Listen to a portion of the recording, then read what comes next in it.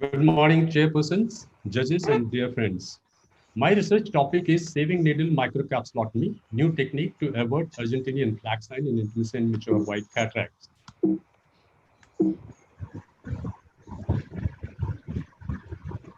The authors have no financial interest in the subject matter of this presentation. We know that Argentinian flag sign is a self-propagating radial extension of the anterior capsular tear, which typically arises instantly after an initial prick with a hypodermic needle or the rhexis forceps. This was first reported by Daniel Perrone in 2000, and Perrone described it to be the sequelae of a raised interlenticular pressure, the only factor responsible for the propagation of the initial prick into radial capsular tear. Based on this theory, several techniques were described to neutralize the raised interlenticular pressure, including the small needle aspiration technique, which involves pricking and simultaneous aspiration of the liquefied lens matter to decompress the bag with a sharp hypodermic needle. But peripheral extension of the capsular tear has still been frequently seen instantly after pricking the anterior capsule, even before initiating the aspiration of liquid cortex. The incidence was found around 3.85 to 28.3%. But what is important is tear extension into the posterior capsule and transforming into the posterior capsular tear was found very high, in 7 to 24% of the cases, which could result into vitreous loss, lens material drop, and capsular support loss. So the question arises, why, despite many innovative techniques, the problem of radial extension of the capsular tear continues to be challenged in intumescent white cataract? It means there had to be some other factor responsible which assists the raised interlenticular pressure to propagate the splitting of capsular tear after the initial prick. So on retrospective examination of the surgical videos where Argentinian flag sign was noted, we found that in reality, it's not the raised interlenticular pressure, the only factor responsible for the extension of the tear. It is the configuration of the initial prick created to open the anterior capsule by the sharp tip hypodermic needle or the rhexis forceps. Because if you look at the puncturing the anterior capsule with ultra-sharp beveled hypodermic needle, cystotome or sharp tip rhexis forceps, it results into a small linear cut with open edges along the entry of the needle. Raised interlenticular pressure with volcanic eruption of the interlenticular fluid, it triggers a disruptive force along the discontinuous open edges of the linear cut. And this linear cut easily opens up and is split along its open edges and rapidly radialized to the periphery, resulting into Argentinian flag sign. We also found that the tear always extended radially along the discontinuous open edges of the linear cut. It never extended perpendicular to the tear. So henceforth, we came up with a hypothesis that if we were able to manually create an opening in the anterior capsule, which had a round and regular configuration, like a capsulotomy in two sense, instead of a linear cut, we may provide resistance against the forward thrust of the interlenticular pressure, thus preventing Argentinian flag sign. The purpose of this study is to describe an efficient new technique, saving needle microcapsulotomy to avoid Argentinian flag sign during capsular access in patients with intumescent pearly white mature cataract. What we did was we designed and developed a novel instrument, sieving needle microcapsulotome, with a smooth round pointed tip similar to sieving machine needle system to open up the tense and stressed out anterior capsule. Round pointed tip of the sieving needle machine microcapsulotome, when puncture the anterior capsule, create an opening with a smooth and round configuration without any discontinuity, allowing the liquefied lens matter to egress, thereby decompressing the bag without propagating a radial extension of the capsular tear. Round hole microcapsulotomy would act like a mini rhexis with round regular configuration to provide greater resistance against the disruptive forces generated by the high interlenticular pressure. Usually, single capsulotomy is enough, but for complete evacuation of the fluid, we can make multiple punctures, and that is for the multiple fluid pockets.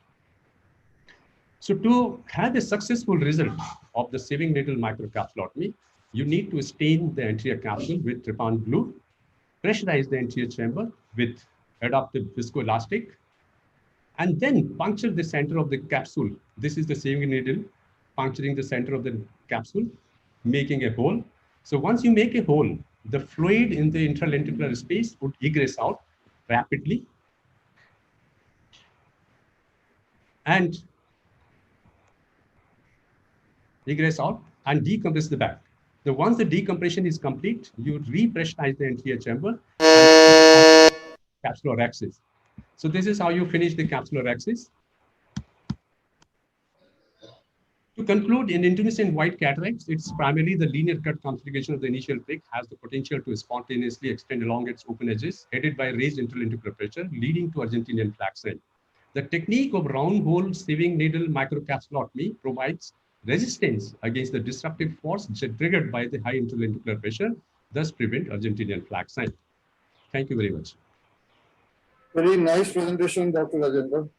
Thank you, sir. Thank you very much. How many cases have you tried it in so far? We have tried in almost 100 cases, and we have already published this. This article has already been accepted in JCRS. It's going so the results are consistent. Hello, yes, sir. The results are consistent. Results are absolutely consistent. The main important point is, see, any innovation, we have many other techniques. We do puncture axis, you do laser capsulotomy, so many things. But then any new technique, it has to be very simple. It should be affordable. That is the most important thing. And it should be repeatable. Now, this technique uses a sieving needle, which is 1 rupee sieving needle. It's just 1 rupee sieving needle. You can use, you just bend the tip and puncture the anterior capsule.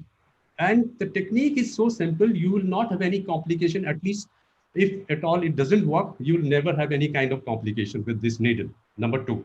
And it's repeatable. You can very easily use this technique for all the cases and puncture the anterior capsule, evacuate the fluid, decompress the fluid. And once decompression is complete, then you can start the Raxis, and it's very easy and very safe to do the Raxis after the decompression. Even the phaco punch was on the same principle, that it made a round opening instead of a Which one? Which one? The punch also makes a round opening instead of making a linear cut, but then it is not so consistent. Which one said? Which technique? Phaco punch. The phaco punch that we use with the phaco, once you go in with the phaco and do that initial cut. So you call it puncture axis. Puncture axis by Dr. Mohan Rajan. But you see, again, in puncture axis, you need a phaco machine. That is one. You need a settings. You need a proper setting. And when you go with the phaco probe inside, you do not know what will happen. That's why it's not that consistent. Yeah, I have done in few cases, and the whole lens came out with the initial buzz.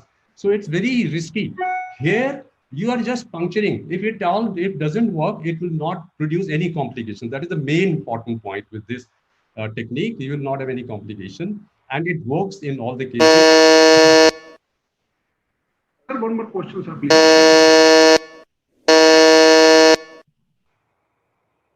We still have time, Dr. Rajan. Please go ahead. Yeah. Please stop the buzzer. Sir, any particular thickness of sewing needle, sir? Yes. Because it's available in so many thickness. Yes, Dr. Rajan. Actually, we have developed a sieving needle microcapsulotome and a special device which has a 0.4 millimeter of thickness from starting at the base of the tip. The tip has to be very sharp. That is most important. But now what I have again insisting on is you can use a sieving needle, a 1 rupee sieving needle, bend the tip and puncture the capsule. It's so simple. You don't have to go for the device even. You can just use the sieving needle only. Use sieving needle, bend the tip, but it has to be good quality sieving needle, steel sieving needle, and the tip has to be very sharp. That is the most important thing, because if the tip is not sharp, then it will rupture the capsule. If the tip is sharp, it will puncture the capsule. So that is the main important point with this device. Sir, how to hold the needle from the other end? Needle, you can use a locking forceps. The lock forceps which you use for the holding the conjunctiva and a lock forceps. So you hold the needle with the lock forceps, and then you can use. Otherwise, if you are not comfortable with the sieving needle itself, then you can use our device, sieving needle microcapsulotome. That is a well-made device and beautiful device.